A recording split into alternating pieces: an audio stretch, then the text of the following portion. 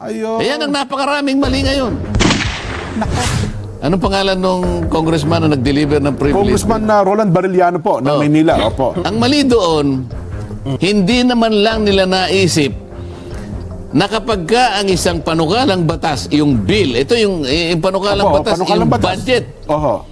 Kapag ka dinideliberate ang isang bill, Okay. kabawal-bawalan na may tatayo sa plenaryo at magdi-deliver ng privilege speech on the same subject matter.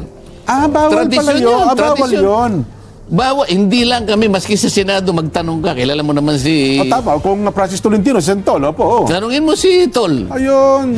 What we are witnessing now is no ordinary legislative inquiry. This exercise is a well-funded and coordinated political attack. This much is evident from the very words of the privileged speech that prompted this inquiry. A speech that simply meant to say, do not vote for Sara on 2028. At bilang pagtatapos, nais ko lang pong ipaalala sa mga botante at sa Maynila at sa buong bansa, hindi nararapat sa atin, lalo na't siya'y nag-aambisyon na maging Pangulo, ang ayaw magsabi kung saan ginastos ang pondo ng bayan.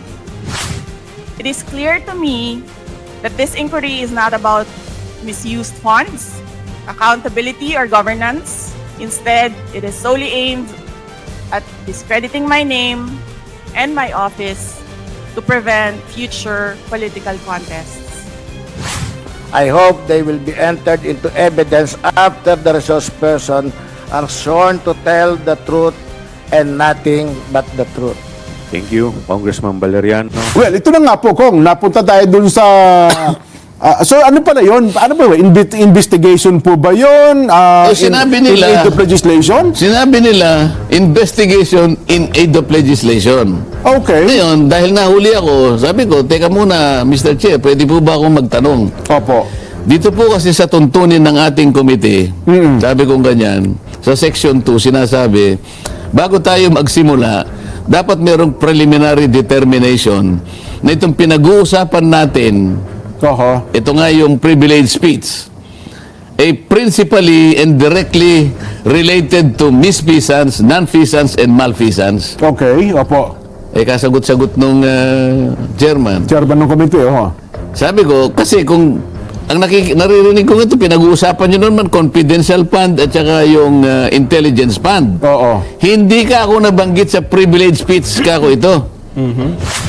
Ay, Congressman Marcoleta, May I please raise a parliamentary inquiry? what is your parliamentary inquiry? Thank you, Mr. Chair. The rules of the committee says that this committee only acquires jurisdiction on matters of nonfeasance, misfeasance, malfeasance. And under Section 2, Mr. Chair of the rules, there should be a prior determination whether or not these malfeasance, nonfeasance, and misfeasance are directly or specifically relating to the persons charged of this. Has this committee made a prior determination of this? And if so, when did it happen? And where is the order specifying that the committee has just reached a prior determination? This is very important, Mr. Chair, because the rules also says that after determining or making a prior determination, this committee will set an order, and that is the only way that this committee acquire jurisdiction over the person's subject matter of this inquiry. And that particular order of prior determination will set out the parameters. If I can make a comparison, Mr. Chair, in regular court, it is called pre-trial order, where the parameters of the inquiry, the presentation of evidence or explanations or allegations are limited to that set of stipulation. So considering, Mr. Chair, and I assume that there is no prior determination, I do not think how we can start the meeting today because we are supposed to observe the rules. I'm referring to Section 2 of the rules of this committee, Mr. Chair. Thank you. Thank you. To answer that, Congressman Marcoleta, we have already ruled on the preliminary determination a while ago. Medyo na-late na po kayo. Now, with respect to your inquiry that if we can proceed with this, considering that this is an investigation of malfeasance, misfeasance, and nonfeasance, let me walk you through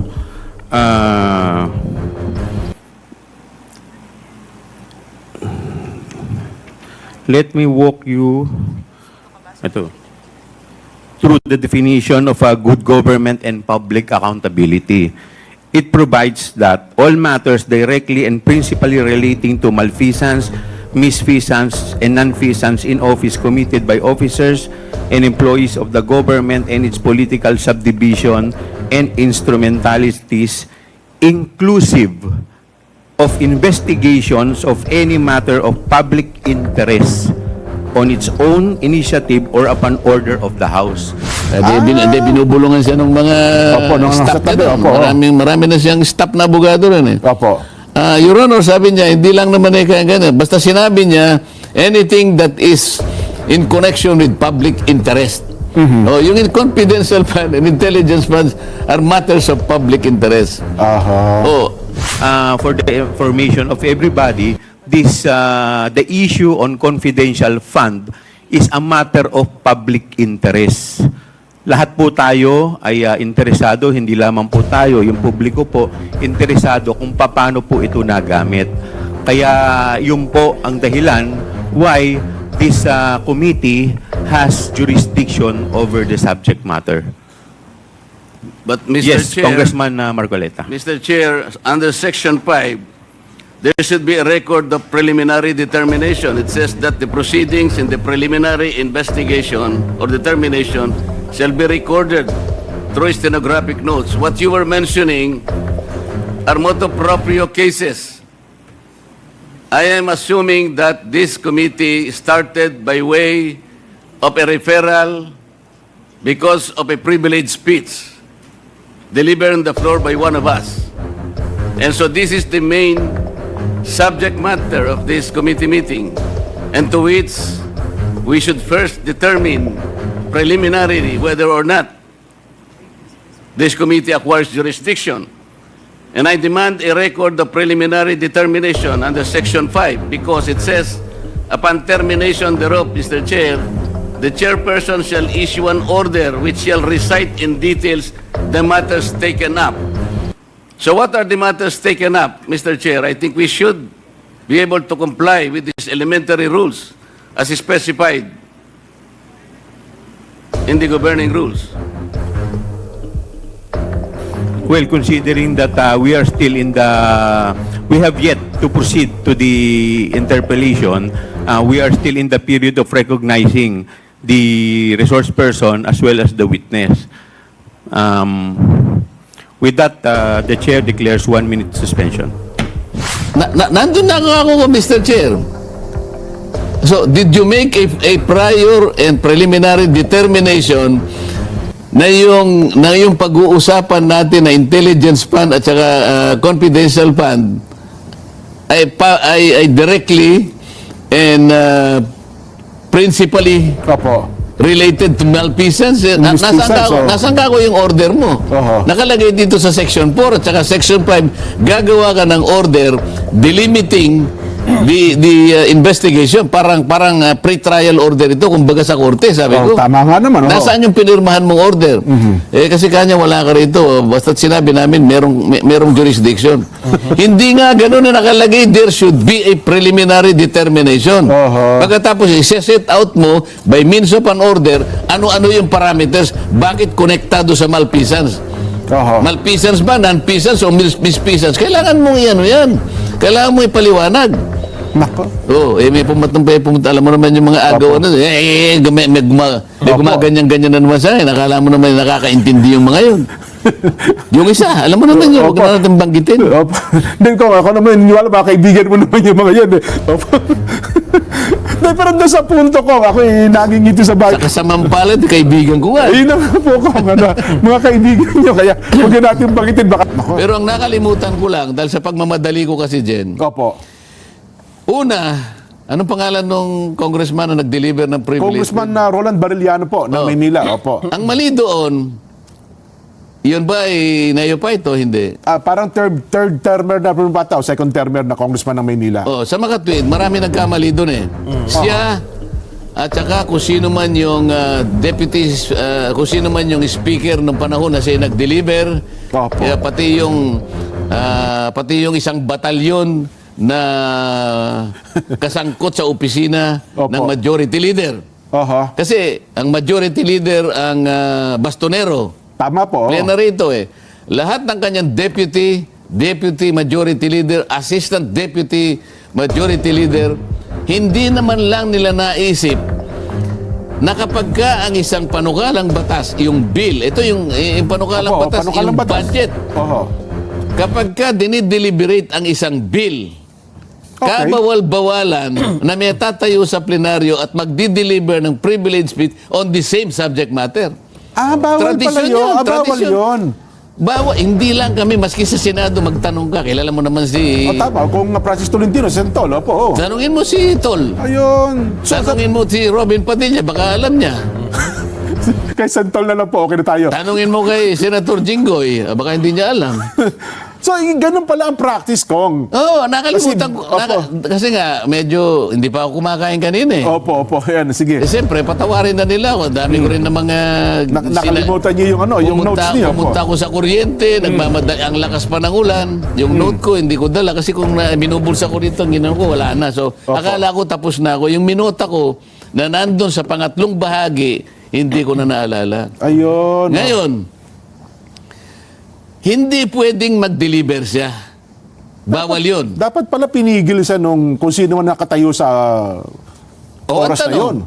Bakit hindi pinigil ng presiding Di officer? presiding officer. Okay, Opo. so wag na yun kasi deputy speaker yun eh. Opo. Bakit hindi pinigil ng majority leader? Okay, nakalimutan ng majority leader. Ikaw, Manix. Paano yung nandun ng mga batalyon niyan generals? Ha? Mga bastonero niya nakalimutan. Yung bastonero, deputy majority, Oo. meron pang assistant. Meron pa mga SDML. Kasi alam ko yun, nung ako naging senior deputy rin ako, SDML, may mga 15 mga tauhan ako doon. Opo. Wala man lang bang nagsabi sa kanila, Your Oo. Honor, hindi ka pwedeng mag-deliver. Bawal yan. Bakit wala? Ito pa yung mali. Opo. Okay? Pagkatapos niya mag-deliver ng privilege speech, ni-repair sa rules. Ay, ni-repair ka agad. So, Hindi pa rin napansin ng rules ni repair. Sabi So, hindi rin tama yun. Wag na natin sabihin na lang natin na itala na lang natin sa journal, Opo. pero wag niyo nang i-repair sa amin. Magkakamali tayo May diyan. privilege speech na lang, halimbawa. Ito na naman ang susunod na mali. Oo. Din-repair sa rules. Ang rules, ni-repair sa good government. Okay. Tama po. Kaya napunta nga kayo na sa hearing. Mali yun eh. Ang Opo. dapat na ginawa, wag na nung i-repair sa amin, diretso niya sa appropriation committee kasi ang pinag-uusapan is the budget. Budget. Pero dapat na may hawak. Yan. Ayun. Ayan ang napakaraming mali ngayon. Nako. Oho. Yung pagkakatanggal sa akin, wag niyo nang isama sa mali. Pabayaan na natin Okay sila. na- okay na sa inyo, Okay ano? na ako doon. Oho. Kasi nakatikim na ako ng kape. Oo nga naman. So, Oo. medyo nakakapagtaka nga. Kaya to. ako nagpunta rito. Dito, makakapagpaliwanag ako rito. Opo. Dito, hindi ako pipigilan ni Nelson. Di ba? Oho. Ikaw naman, pwede mo rin akong buyuin, di ba? Hindi ba? Pero mamaya